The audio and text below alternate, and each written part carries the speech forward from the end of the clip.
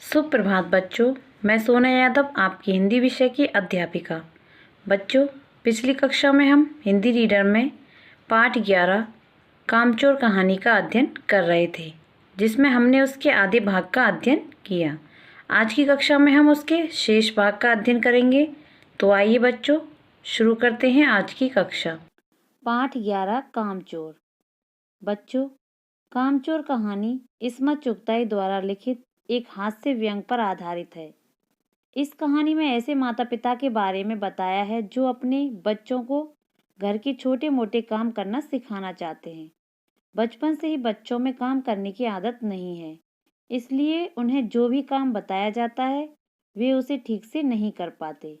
क्योंकि यहाँ पर कसूर बच्चों का नहीं है, क्योंकि उन्हें बचपन से ही नौकरों की आदत हो जाती है। अब सब लोग नल पर टूट पड़े, यानी पेड़ों में पानी देने के कारण सारे बच्चे नल पर झपट पड़े। यहाँ भी वह घमासान मची कि क्या मजाल जो एक बूंद पानी भी किसी के बर्तन में आ सके। ठूसम ठास, किसी बाल्टी पर पतीला, पतीले पर लोटा और भगोने और डोंगे। पहले तो धक्के चले, फिर कोहनियाँ, और उसके बाद बर्तन से ही एक दूसरे पर हमला कर दिया गया। यानी बच्चे आपस में यहाँ भी लड़ने लगे। स्पष्ट है कि भारी बर्तन वाले तो हथियार उठाते रह गए। कटोरों और डोंगों वाली फौज ने गोमड़े डाल दिए सिरों पर, यानी गोमड़े डाल दिए, यानी जिनके पास कटोरे और डोंगे थे उन्होंने एक दूसरे के सर में देकर उनके गोमड़े निकाल दिए, यानी कि फपोले निकाल दिए। फौरन बड़े भाइयों, बहनों, मामुओं और दमदार मौसियों, फूफियों की कुमुक भेजी गई, यानी कि उनकी लड़ाई को, उनके झगड़े को शांत करने के लिए भाइयों, बहनों, मामुओं और दमदार मौसियों की एक सेना भेजी गई। कुमुक यानी सेना भेजी गई, जिन्होंने पतली पतली नीम की छड़ियों से वह सड़ाके लगाए कि फौज मैदान में हथियार फेंककर पीठ दिखा गई। यानी जब उनके सड़ाके लगाए गए तो वह वहां से बर्तन रूपी हथियार को फेंककर वहां से भाग गए। बच्चों, यहाँ पीठ दिखा गई एक मुहावरा है जिसका अर्थ है युद्ध क्षेत्र से भाग जाना। इस धींगा मुश्ती में कुछ बच्चे कीचड़ में लथपथ हो गए, जिन्हें नहलाकर कपड़े बदलवाने के लिए नौकरों की वर्तमान संख्या काफी नहीं थी। पास के बंगलों से नौकर आए और 4 आना प्रति बच्चों के हिसाब से नहलवाए गए। यानी जब बच्चे नल पर पानी लेने के लिए गए तो वहां बच्चों में धक्का मुक्की, छीना झपटी में कुछ बच्चे कीचड़ से लथपथ हो गए, जिन्हें नहलाकर कपड़े बदलवाने के लिए नौकरों की वर्तमान संख्या काफी नहीं थी, क्योंकि कुछ नौकरों को काम से निकाल दिया गया। पास के बंगलों से नौकर आए और 4 आना प्रति बच्चा के हिसाब से नहलवाए गए। हम लोग कायल हो गए कि सचमुच यह सफाई का काम अपने बस की बात नहीं है और न ही पेड़ों की देखभाल हमसे हो सकती है। कायल हो गए यानी अपनी गलती मानने वाला, जो अपनी गलती मान लेता है। यानी हमने अपनी गलती मान ली कि सचमुच ये सफाई का काम अपने बस की बात नहीं है और न ही हम पेड़ों की देखभाल कर सकते हैं। तो कम से कम मुर्गियां ही बंद कर दें बस। शाम से ही जो बांस छड़ी हाथ पड़ी लेकर मुर्गियां हाँकने लगी। चल दड़बे दड़बे, दड़बे मतलब मुर्गियों का घर। पर साहब, मुर्गियों को भी किसी ने हमारे विरुद्ध भड़का रखा था। मुर्गियां ऊट पटांग इधर उधर कूदने लगीं। 2 मुर्गियां खीर के प्यालों से, जिन पर आया चांदी के वर्क लगा रही थी, दौड़ती फड़फड़ाती हुई निकल गई। यानी कि जो आया थी वह खीर के प्यालों पर चांदी का वर्क लगा रही थी, जिन पर 2 मुर्गियां दौड़ती फड़फड़ाती हुई निकल गई। तूफान गुजरने के बाद पता चला कि प्याले खाली हैं। यानी जब मुर्गियां वहां से निकल गई तो उसके बाद पता चला कि खीर के प्याले खाली हैं और सारी खीर दीदी के कामदानी के दुपट्टे और ताजे धुले हुए सिर पर लगी हुई है। एक बड़ा सा मुर्गा अम्मा के खुले हुए पानदान में फांद पड़ा। यानी एक बड़ा सा मुर्गा था जो अम्मा के पानदान, यानी जिसमें अम्मा पान रखती है, उसमें फंस गया और कत्थे चूने में लुथड़े हुए पंजे लेकर नानी अम्मा की सफेद दूध जैसी चादर पर छापे मारता हुआ निकल गया। एक मुर्गी दाल की पतीली में छपाक मारकर भागी और सीधी जाकर मोरी में इस तेजी से फिसली कि सारी कीचड़ मौसी जी के मुंह पर पड़ी, जो बैठी हुई हाथ मुंह धो रही थी। इधर सारी मुर्गियां बेनकेल का ऊंट बनी चारों तरफ दौड़ रही थी। बच्चों, बेनकेल का ऊंट एक लोकोक्ति है जिसका अर्थ होता है बेकाबू होकर इधर उधर भागना। इसी तरह सारी मुर्गियां बेकाबू होकर चारों तरफ दौड़ रही थी। एक भी दड़बे में जाने को राजी नहीं थी, यानी एक भी अपने घर में जाने के लिए राजी न थी। इधर किसी ने सूजी की बकर ईद के लिए जो भेड़ें आई हुई हैं, लगे हाथ उन्हें भी दाना खिला दिया जाए। यानी बकरा ईद के लिए जो भेड़ें आई हैं उन्हें भी हम खाना खिला दें। दिन भर की भूखी सब भेड़ें दाने का सूप देखकर जो झपटी तो भागकर जाना कठिन हो गया। यह सूप का अर्थ है अनाज साफ करने का पात्र। उसे देखकर सारी भेड़ें एक साथ झपटने लगी तो भागकर जाना कठिन हो गया। लष्टम पष्टम तख्तों पर चढ़ गई, यानी जैसे तैसे भेड़ें तख्तों पर चढ़ गई। पर भेड़ चाल मशहूर है, उनकी नज़र तो बस दाने के सूप पर जमी हुई थी। पलंगों को फलांगती, बर्तन लुढ़काती साथ साथ चढ़ गई। तख्त पर बानी दीदी का दुपट्टा फैला हुआ था, जिस पर गोखरी, चंपा और सलमा सितारे रखकर बड़ी दीदी मुगलानी बुआ को कुछ बता रही थी। भेड़ें निसंकोच यानी बिना संकोच के सबको रौंदते अपने खुरों में किरणें, गोखरों, लचका और सलमा सितारे उलझाती जॉर्जेट के दुपट्टे रौंदते मैंगनों का छिड़काव करते हुए दौड़ गई। जब तूफान गुजर चुका तो ऐसा लगा जैसे जर्मनी की सेना टैंकों और बम्बारों सहित उधर से छापा मारकर गुजर गई हों। जहाँ जहाँ से सूप गुजरा, भेड़ें शिकारी कुत्तों की तरह गंध सूंघती हुई हमला करती गई।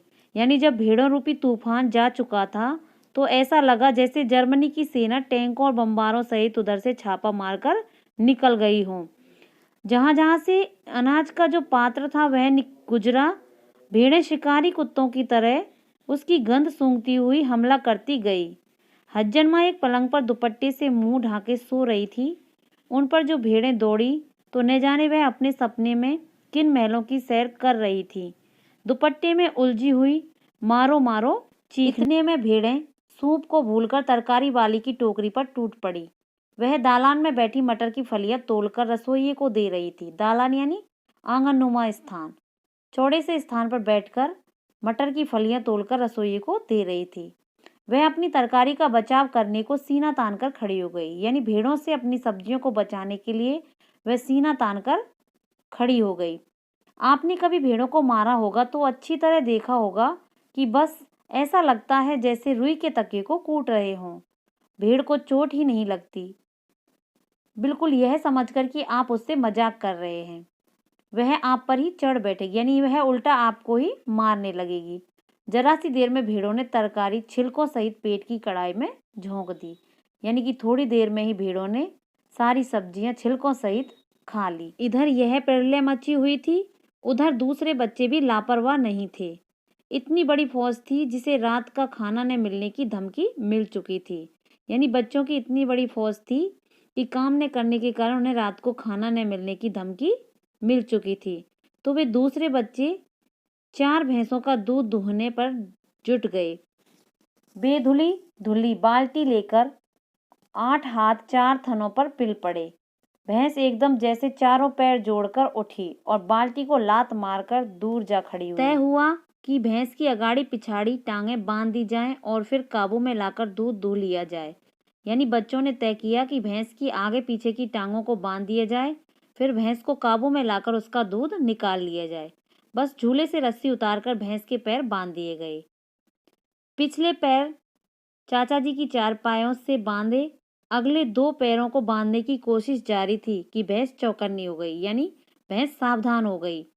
छूटकर जो भागी तो पहले चाचा जी समझे कि शायद कोई सपना देख रहे हैं।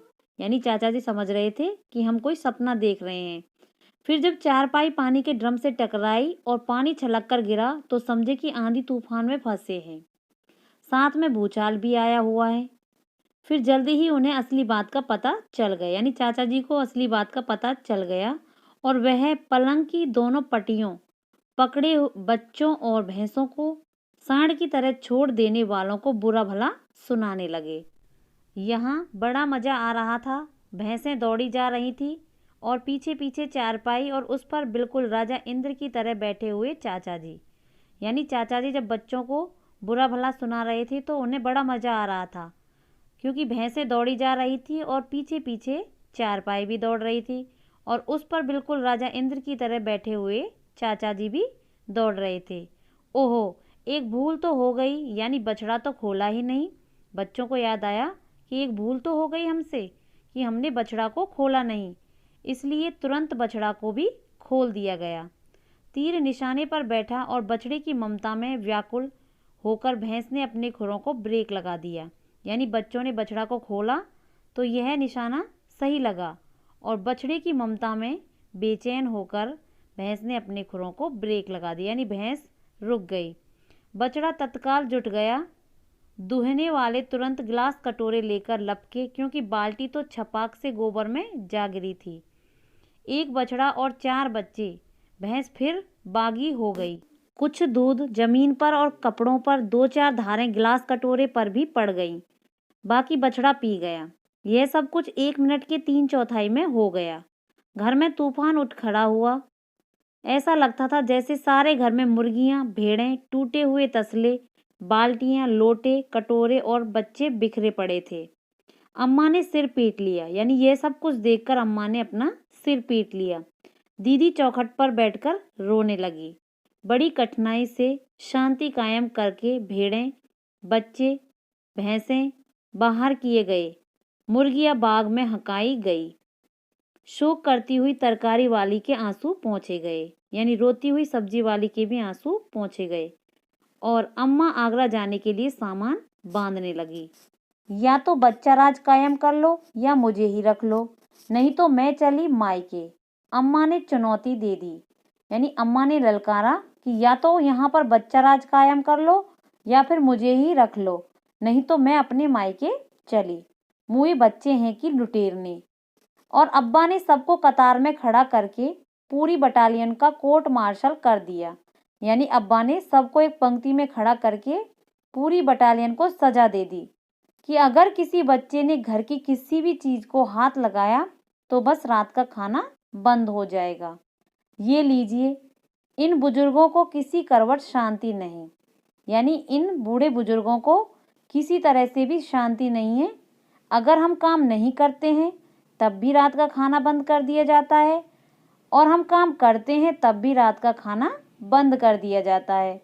इसलिए हम लोगों ने भी निश्चय कर लिया कि अब चाहे कुछ भी हो जाए हिलकर पानी भी नहीं पिएंगे।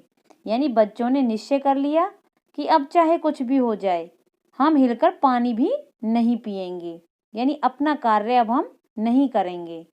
इससे काम चोरी को अपना लेते हैं कि अब हम कोई भी काम नहीं करेंगे।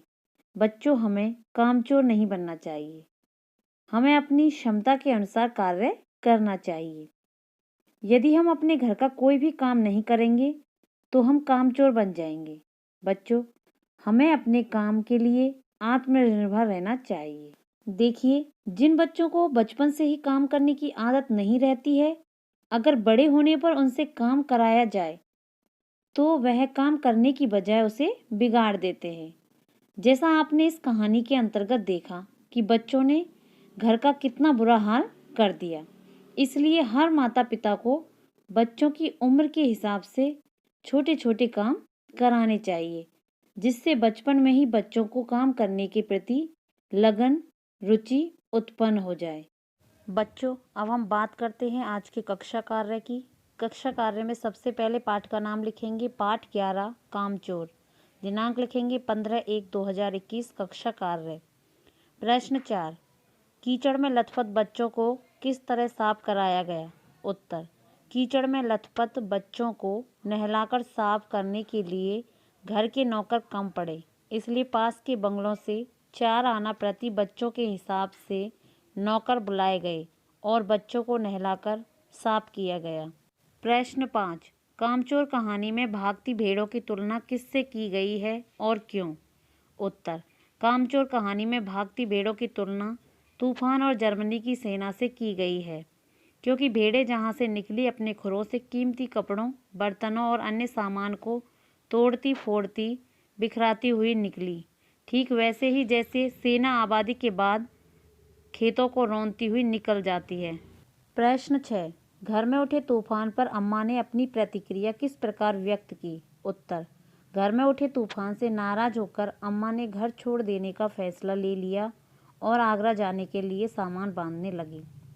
प्रश्न 7, तरकारी वाली के साथ क्या घटना घटी? अपने शब्दों में वर्णन कीजिए। उत्तर, भेड़ें हरी सब्जी को देखकर तरकारी वाली की टोकरी पर टूट पड़ी तरकारी वाली भेड़ों को मारने उठी, लेकिन उनके शरीर पर ऊन के कारण उन्हें चोट नहीं लगी। उल्टा भेड़ें ही तरकारी वाली को मारने लगी। इससे तरकारी वाली दुखी होकर रोने लगी और उसकी मेहनत बेकार हो गई। प्रश्न 8। बच्चों के ऊधम मचाने के कारण घर की क्या दुर्दशा हुई? उत्तर। बच्चों के ऊधम मचाने के कारण सारे घर में तोड़ फोड़ हो गई। चारों ओर अव्यवस्था फैल गई। कुछ सामान भेड़ों ने रौंद दिया तो कुछ सामान भैंसों ने तोड़ दिया। मुर्गियों ने खाने पीने का सामान बिखेर दिया तो बच्चों ने घर के डिब्बे, बर्तन, झाड़ू आदि तोड़ दिए। बच्चों, इसके बाद अब हम अपना गृह कार्य करेंगे। मौखिक प्रश्न 1। तख्त पर कौन चढ़ गई और उन्होंने क्या किया? उत्तर। तख्त पर भेड़ें चढ़ गई। उन्होंने बानी दीदी के दुपट्टा को गंदा कर दिया। प्रश्न 2। दूध सी सफ़ेदी चादर पर चूने कत्थे की छाप किस तरह पड़ गई? उत्तर। मुर्गा के पंजों से दूध सी सफ़ेद चादर पर चूने कत्थे की छाप पड़ गई। प्रश्न 3। भैंसों को काबू में करने के लिए बच्चों ने क्या किया? उत्तर। भैंसों को काबू में करने के लिए बच्चों ने बछड़ा को खोल दिया। प्रश्न 4। कोर्ट मार्शल किसने किया और क्यों? उत्तर। कोर्ट मार्शल अब्बा ने किया, क्योंकि बच्चों को काम सौंपने के बाद घर की दुर्दशा हो गई थी। प्रश्न 5। बच्चों के काम करने से किस तरह का दृश्य उत्पन्न हो गया था? उत्तर। बच्चों के काम करने से घर में अशांतिपूर्ण दृश्य उत्पन्न हो गया था। तो बच्चों, इस तरह आप अपना कक्षा कार्य एवं गृह कार्य अपनी उत्तर पुस्तिका में करेंगे। आज के लिए इतना ही। मिलते हैं अगली कक्षा में। धन्यवाद।